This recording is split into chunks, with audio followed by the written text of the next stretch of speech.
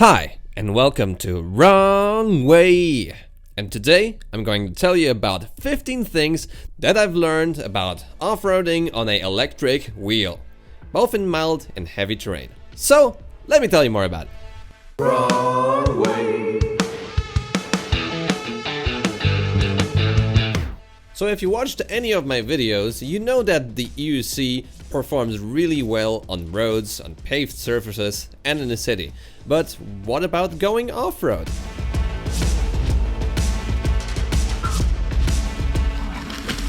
Yeah. So I have a fair amount of experience going off-road on electric unicycles, but for this video I teamed up with BearEbike and Bosmanati to really see what are the capabilities of an electric wheel, its pros and cons, and how it compares to a monster e-bike like this BearEbike Russell with 12 kilowatts of power.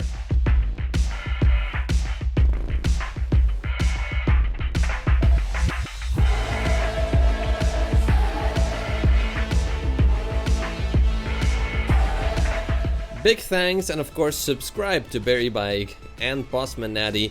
Thanks to you guys I was able to push my limits on a EUC even more, and maybe thanks to this video you'll find out if an electric wheel or something like a monster e-bike would be a good fit for you and your off-roading needs.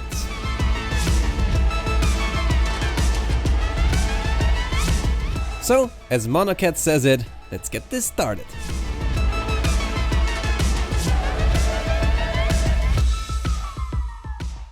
The first thing I wanted to mention is getting to and from the location of off-roading. Now, it's really easy to put an electric wheel into a car, or even more preferably into a train. You don't need a bike rack, you don't even need an additional ticket or room for a bike in a train. It's really easy to travel across the country with electric wheels. When the area you wanted to explore is in close proximity, then, well, just use your wheel and get there. And you have your hands free to check on the map from time to time to see where you're going.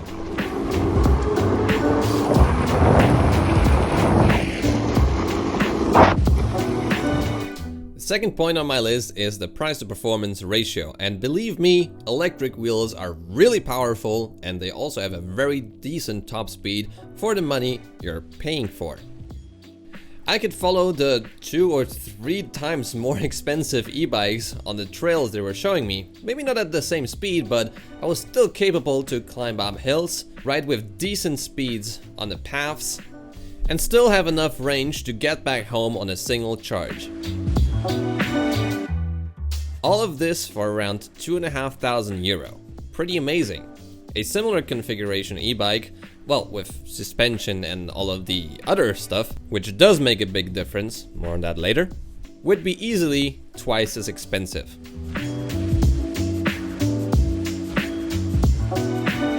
The third point on my list is the comfort.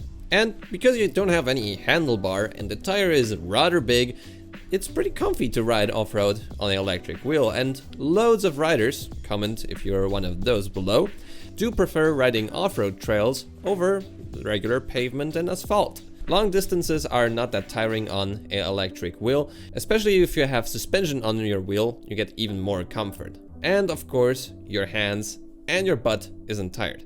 However, the most comfortable speed is rather between 20 and 30 kilometers an hour. If you want to go faster, a e-bike is way more comfortable because of its geometry and the advanced suspension system. If you don't want to concentrate so much on the road and the road isn't necessarily well maintained, well then the e-bike takes the win. But I still can't live with handlebars anymore, so for off-road trails I always choose the electric wheel.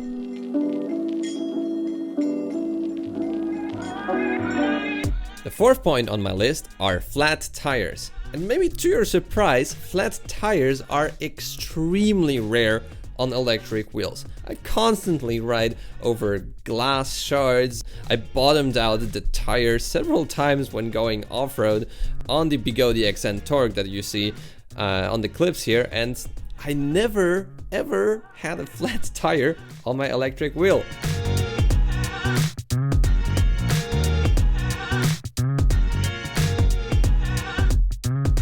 Now if you would get one for some reason, it's really difficult to change a tire on an electric wheel. So your fun would be over. You would need to get back home somehow and fix your flat. But they're so extremely rare that I've considered it as a big upside of the electric wheel.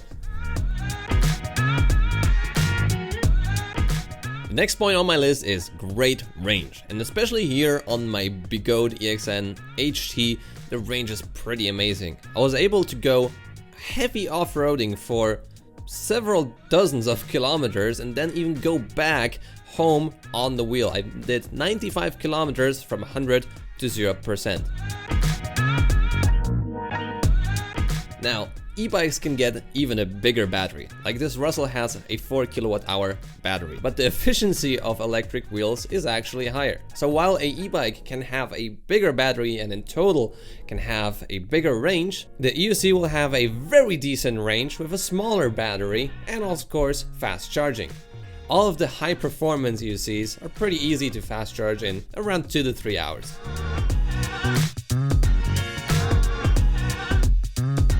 The sixth thing I wanted to mention is weight and size, and especially off-road. If there's some sort of obstacle that you can't get through, or if you need to just carry it a flight of stairs or something else happens, it's much easier to carry up a electric wheel or just put it from one side to the other than a big chunky electric bike, which also has a way bigger turning radius. Next up, when riding an electric wheel off-road, it's more plausible to fall than on an electric bike. Because most electric wheels do have the foot plates quite low, it's sometimes easy to hit against a tree stump or something else that is hidden in the ground, or just take a turn too harshly and wipe out on the electric wheel. So keep that in mind. An electric bike with its higher set pedals and usually bigger wheels is a little less prone to falls. However, connected to that is my 8th point, which is safety. And when falling off from an EUC, it's quite hard actually to damage yourself. Now, it is possible, don't get me wrong, but usually the EUC just falls somewhere and then you run it off or you fall, but the EUC is small and light enough, usually up to like 35 kilograms, to not cause much harm, and if you're properly geared, it's really easy to avoid any damage from a fall on electric wheels. In contrary, if you do fall on an e-bike, usually I think it's pretty nasty because the e-bike is very heavy at around 70 kilograms. If you go over the bars, I mean, there's 2 wheels that can ride over you. There's a lot of weight that can suppress you and make standing up more difficult. And there's also sharper edges like the handlebar, pedals, swing arms, 2 tires that can hurt you. So in terms of overall safety, I think even though it's more possible to fall on a EUC, I'd rather have that than controlling a heavy e-bike during a fall. The 9th thing I wanted to mention are jumps and bonks. Now jumps are really fun off-road on electric wheels, especially if you get the hang of them. The easier ones are the drops, and just dropping from like a small drop is a lot of fun on an electric wheel and also pretty harmless. It requires a bit more skill to jump up on an electric wheel, but after a bit of practice, it's also tons of fun. Now, bonks are jumps which are created by hitting for example, a tree stump or a root, a curb, and then launch yourself into the stratosphere. They're really fun, but sometimes, because the EUCs don't have suspension, they can be a bit much when going off-road. So if you want to have a off-road experience without those bonks, then better get a EUC with suspension or an electric monster bike like this BearEbike Russell.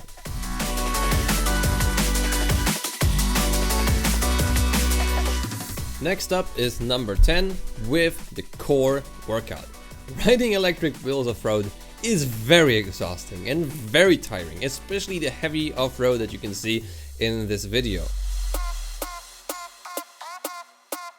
The next day after this training, I could feel my back very intensely. I think I was definitely more exhausted than Bossman Addy and Mark, who were riding the BearEbikes on this video. I also particularly like this sort of training because my legs are strengthening. Also, I don't have unnecessary strong pain in my wrists or strain in my wrists, which I get on riding devices with handlebars. And I also have a very natural position of just standing straight up. I don't have to lean over.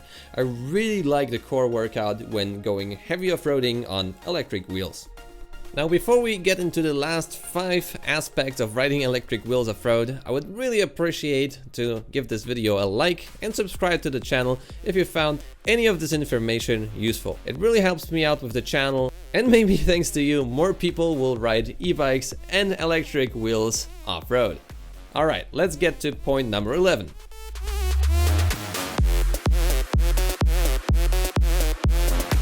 And this one is customization.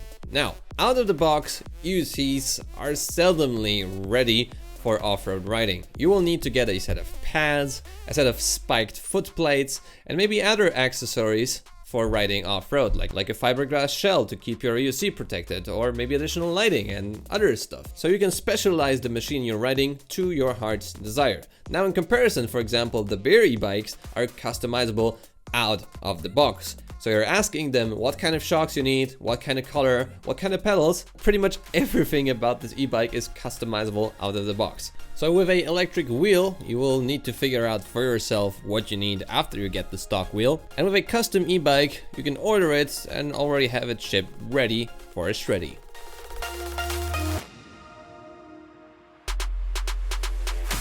The 12th point on this list is pretty important, and this is skill. It takes a lot of effort and a lot of skill and learning to ride EUCs off-road properly, to get through sand, to get through sometimes mud, and control your EUC that well that you can climb up steep hills and also go down steep inclines without falling. It's way easier to jump on an e-bike and start your off-road adventure. However, in my eyes, it's also more rewarding and there's more things to learn when off-roading on an electric wheel. So be prepared that maybe you can't go on very heavy terrain right away with an electric wheel, whilst on an e-bike, it's pretty straightforward and you'll be pretty good right away.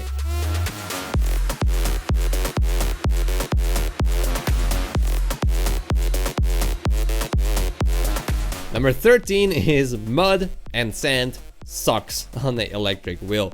Now, don't get me wrong, you can get through light mud, and for most of the sand I can also ride through, but it's not really fun. It's really challenging, and most of the off-road trail riding I like is on damp, that's the maximum, or dry surfaces. When you're going out on an e-bike, it's easier just to mash the throttle and let the rear tire spin out of control and just propel you forwards. And on the electric wheel, it's just easier to slip out on a turn or just have not enough balance to go through deep mud. So if you want to have a device that will go through muddy trails and rainy weather, I think it's better to get an e-bike. But if you want to have fun on a bit drier trails and damp surfaces, an electric wheel will be just fine. My main concern is if it's raining, I usually will not go out on a off-road ride on my electric wheel, but maybe if I had an e-bike, I would still do it.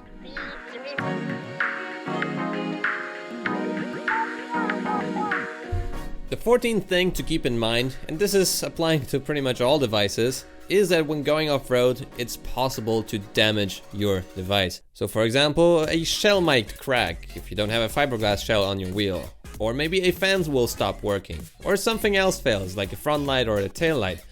Be prepared that going off-road on electric wheels or on e-bikes is a very demanding challenge, and be ready to make some DIY repairs or go to a repair shop if something breaks after a nasty fall or a crash.